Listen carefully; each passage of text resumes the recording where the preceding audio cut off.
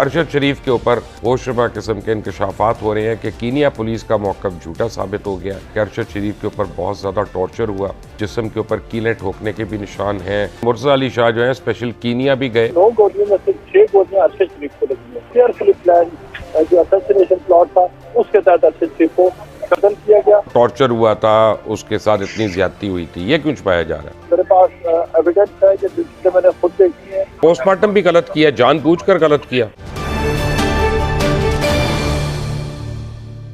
मेरा नाम मुबश्शिर लुकमान है। अरशद शरीफ के ऊपर बड़ी ही होशरुबा किस्म के इंकशाफात हो रहे हैं कि कीनिया पुलिस का मौक़िफ़ झूठा साबित हो गया। कीनिया पुलिस ने जो नहीं बताया वो ये है कि अरशद शरीफ के ऊपर बहुत ज़्यादा टॉर्चर हुआ। उनके यानी जिस्म के ऊपर कीलें ठोकने के भी निशान हैं मुबैना तौर पे। उनके नाखून भी खींचे गए, उंगलियां भी टूटी हुई हैं, कुछ पसलियां भी टूटी हुई हैं और बड़ी क्लोज रेंज से उनके ऊपर फायरिंग की गई। लेकिन इसके ऊपर मैं तफसील से बात करूंगा क्योंकि मुझे एक स्पेशल सहाफ़ी इसके लिए ज्वाइन कर रहे हैं जिन्होंने अरशद शरीफ को और उनके केस को मुबैना तौर पर कीनिया के अंदर जाके फॉलो किया और उनकी बड़ी फाइंडिंग्स है इसके ऊपर। जनाब मुर्तज़ा अली शाह ने। मुर्तज़ा अस्सलाम वालेकुम। मुर्तज़ा, मैं नाजरीन को पहले बता दूं, नाजरीन मुर्तज़ा अली शाह जो है स्पेशल कीनिया भी गए और उस फार्म पे भी गए, उस फायरिंग रेंज पे भी गए जहां अरशद शरीफ ने अपने आखिरी औकात, आखिरी घंटे गुजारे। उन लोगों को भी मिले, उन नौकरों को भी मिले जिन्होंने अरशद शरीफ की खातिर मदारात की। और मुर्तज़ा अली शाह की बड़ी फाइंडिंग्स हैं कीनिया के अंदर, वो क्या हैं? मुर्तज़ा आप खुद बताएं जी सारों को। अरशद शरीफ आपके हम सबके दोस्त थे और बहुत ही पाकिस्तानी मीडिया इंडस्ट्री और पाकिस्तानी सोसाइटी के लिए एक बहुत बड़ा एक सदमा है कि उनको किस तरह से एक इतने दूर वहाँ पर जो एक भाग कर वो गए, उनको ख्याल था कि उनको थ्रेट है, उन्होंने इस बारे में कहा भी था और उनको मार दिया गया वहाँ पे। इनिशियली आपको पता है कि वर्जन सामने आया था कि रोड एक्सीडेंट हुआ, मुझे कि रोड एक्सीडेंट में वो अपनी जान खो बैठे, लेकिन ऐसा नहीं है, रोड एक्सीडेंट नहीं था। अब वो फिर मुझे वर्जन आया कि मिस्टेकन आइडेंटिटी थी, मिस्टेकन आइडेंटिटी भी नहीं थी। जो एविडेंस हमने देखा है, जो हम लोगों से मिले हैं, जो हमने आज फुटेज बनाया, जो जियो न्यूज ने आज रिलीज किया उस वीडियो का, 9 गोलियां लगी हैं उस गाड़ी पे। उन 9 गोलियों में से 6 गोलियां अरशद शरीफ को लगी हैं। और वहाँ पे जो मेडिकल रिपोर्ट मैंने हासिल की, वो सारा हमने एविडेंस देखा, जो सर्कमस्टेंशियल एविडेंस देखा, वो क्लियर जाहिर करता है कि अरशद शरीफ को एक बहुत प्लान और एक केयरफुली प्लान जो असैसिनेशन प्लॉट था उसके तहत अरशद शरीफ को कत्ल किया गया। और केनियन पुलिस ने जहाँ पे मुख्तलिफ वर्जन दिए, तकरीबन 3 वर्जन, वो सारे के सारे वो झूठे साबित हुए। और एक उनका जो बुनियादी एक उन्होंने बात कही थी कि कल न्यूज में ये स्टोरी आ रही है, केनियन पुलिस ने ये कहा था कि हमने एक बंदा था डगलस, जिसने ये कहा कि मेरी गाड़ी चोरी हो गई है, मेरा बेटा गाड़ी लेके भाग गया है और उस गाड़ी को ट्रेस किया जाए। उसने आज हमें इंटरव्यू दिया और उसने कहा है कि मेरी गाड़ी के अंदर ट्रैकर लगा था और अरशद शरीफ के ऊपर पुलिस ने 23 तारीख की रात को 10 बजे गोलियां बरसाई। डगलस ये कह रहा है कि उस रात 9:30 बजे से पहले मेरी गाड़ी ट्रेस हो चुकी थी, मैंने पुलिस को बता दिया था। Everything was done and dusted, इसके इशू कोई नहीं रहा था।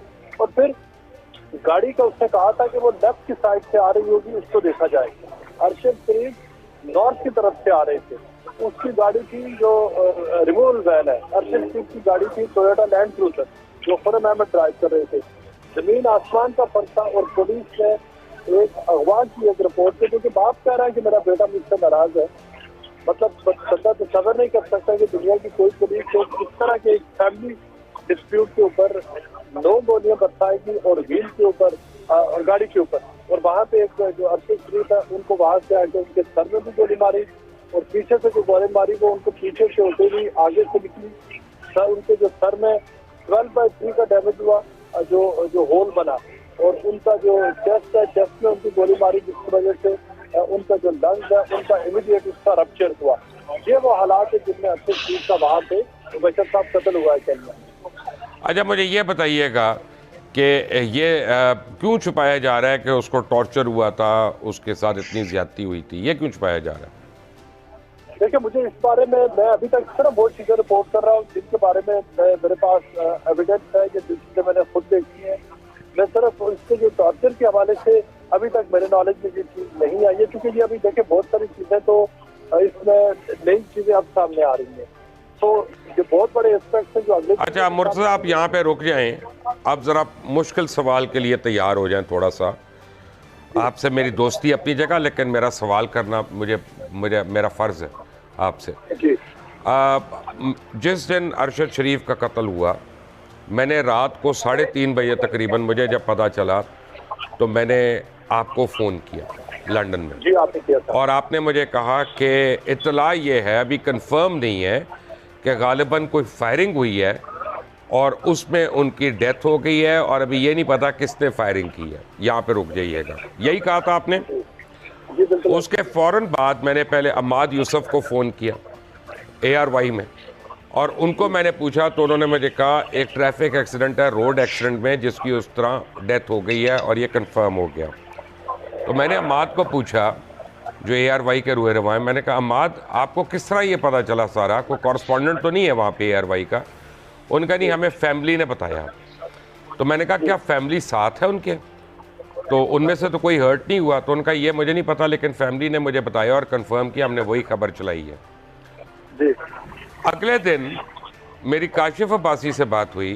काशिफ अब्बासी ने मुझे पहले ये कहा, और काशिफ का आपको पता है मेरा क्या ताल्लुक़ है, तो काशिफ ने मुझे ये बताया कि जब ये इतला आई तो मुझे कहा गया मैनेजमेंट की जानिब से कि तुम पहले फैमिली को जाके बता दो ताकि उनको मीडिया की तरफ से ना पता चले और वो उनके लिए तकलीफ दे होगा। मैं ऑन रिकॉर्ड तीनों बातें बता रहा हूँ, मुर्सद अली शाह की भी, अम्माद यूसुफ की भी, काशिफ अब्बासी की भी। आप मुझे बताएं कि वो जो कवर अप था कि फैमिली ने बताया ट्रैफिक एक्सीडेंट वगैरह, उसकी क्या वजह हो सकती है? मैं आपको इसके बिल्कुल इसकी लॉजिकल मैं आपको एक्सप्लेनेशन देता हूँ, क्योंकि देखें वो सारा कुछ कोई इमेजिन नहीं कर सकता था कि ऐसा होगा। मैं अगर अम्माद यूसुफ की जगह मैं होता, मैं आपको अगर इस सिचुएशन में बता रहा, देखो उन किसी को नहीं पता था। ये रिपोर्ट एक्चुअली केन्या से पहली रिपोर्ट यही गई। उन्होंने जो बात की है, मेरा ख्याल है उन्होंने वही बात की है जो उस वक्त सबने की है। और वो ये जब मैं आपको बता रहा हूँ वो बात आई कहाँ से, जिस पुलिस ऑफिसर ने वो रिपोर्ट लिखी है, तो पहली रिपोर्ट के लिए उससे भी मिला हूँ।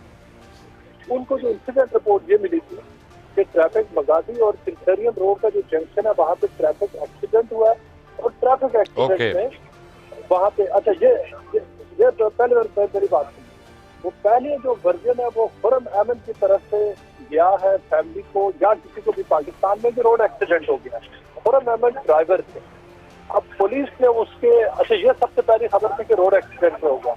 उसके बाद थोड़ी देर के बाद जब पुलिस को प्रेशर पड़ा, उनको तो अंदाजा फिर हुआ कि ये कितना बड़ा बंदा यहाँ पे उसके वो कत्ल हो गया। उसके बाद तकरीबन 6 घंटे के बाद पुलिस ने स्टेटमेंट दी जिसमें उन्होंने कहा कि मिस्टेकन आइडेंटिटी है।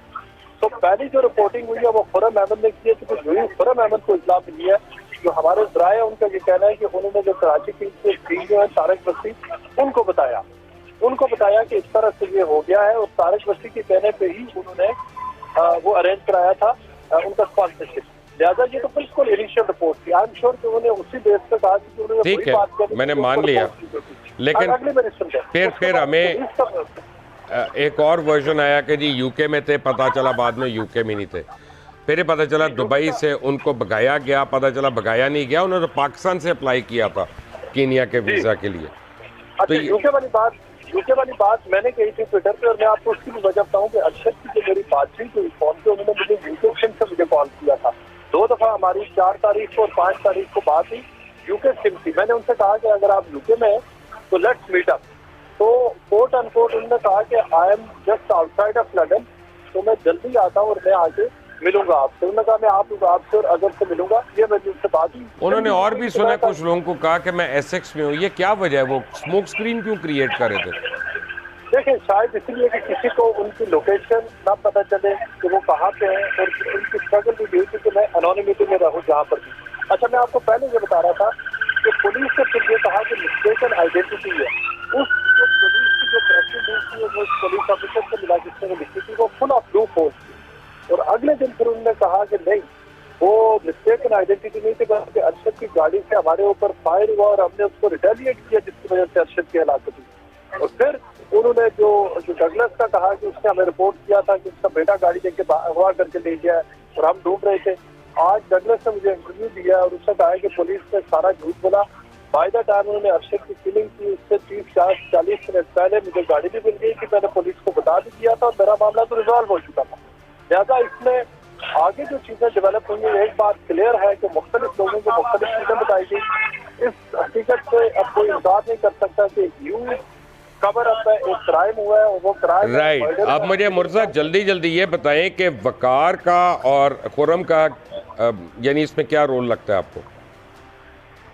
देखिए, मैं तो इस हद तक अपने आप को रिस्ट्रिक्ट करूंगा जो मेरी प्रोफेशनल ट्रेनिंग है कि अगर इस मामले में बहुत सारे सवालों के जवाब सिर्फ खुर्रम के पास है और वकार के पास है, क्योंकि अरशद उन्हीं के पास रह रहे थे, उनकी मूवमेंट, उनकी डे एंड नाइट की उनकी जो भी एक्टिविटीज थी, 24 आवर्स की जो एक्टिविटीज थी, उसको अगर किसी को पता था तो वो खुर्रम और वकार को पता था। उन्हीं के फ्लैट में रह रहे थे, उन्होंने स्पॉन्सर किया था, उन्होंने जो नैरोबी का एयरपोर्ट है वहाँ उनको रिसीव किया, उनकी lodging, stay, facilitation, everything was their responsibility, they had taken it upon themself. मैं अगर तो इस पूरे के वहाँ वो उनको शूटिंग रेंज पे ले गए, क्या हुआ, ये सारे सवालात वो हैं जिससे इन्वेस्टिगेटर भी जानना चाह रहे हैं, फैमिली भी जानना चाह रही है, आप और मैं भी जानना चाह रहे हैं, और इसके जवाब सिर्फ खुर्रम और वकार के पास है। तो अब आपकी बात से मुझे जो लग रहा है मुर्तज़ा कि कीनियन पुलिस तो पुलिस है ही है बुरी, जो उनकी फोरेंसिक डिपार्टमेंट है उसने पोस्टमार्टम भी गलत किया, जानबूझकर गलत किया।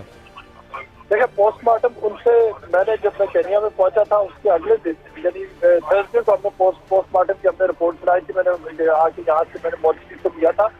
उसमें तो क्लियरली लिखा हुआ है कि अरशद शेख को, आपको याद है जब तक हमने वो खबर नहीं दी जियो पे, उससे पहले सिर्फ ये बात सामने आ रही थी कि अरशद को एक गोली लगी है, एक्चुअली अरशद की दो गोलियां लगी, और जो दूसरी गोली है उसने उसका जो लंग है उसको रप्चर किया। तो पहली गोली है उसने अरशद को 12/3 का वहाँ पे इंजरी क्रिएट की हेड में, और फिर ये कि फायर आर्म से हाई वेलोसिटी से लगे, और फिर हमने बाद वीडियो ऐसी ऑब्टेन की है जो क्लियरली जाहिर करती है कि अरशद को क्लोज रेंज से मारा गया।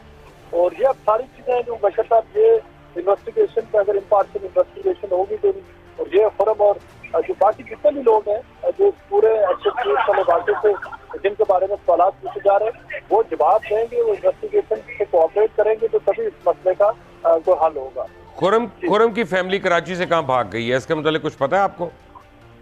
यहाँ का तो मुझे नहीं पता, लेकिन वहाँ पे नैरोबी में जहाँ पे वो रह रहे हैं, मैं वहाँ पे गया, वहाँ जगह का मैंने फुटेज बनाया जहाँ पे अरशद शरीफ थे, वहाँ जो लोग थे साहब उनसे मेरी बात हुई, खुर्रम से और उनके भाई से मेरा व्हाट्सएप पे रब्ता भी रहा, मैंने उनसे सवाल पूछे, लेकिन उन्होंने आज तक कोई जवाब नहीं दिया। उनके वकील ने मुझे एक स्टेटमेंट दी जिसमें उन्होंने कहा कि बहुत अब दमार कोऑपरेटिंग विद द पुलिस, और वो कोई ऐसी स्टेटमेंट देना नहीं चाहते कि जिसकी वजह से इन्वेस्टिगेशन खराब हो, लेकिन उन्होंने ये प्रेस किया कि वो इन्वेस्टिगेशन के साथ खुली कोऑपरेट कर रहे हैं। जी Mirza Ali Shah, thank you very much for being with us.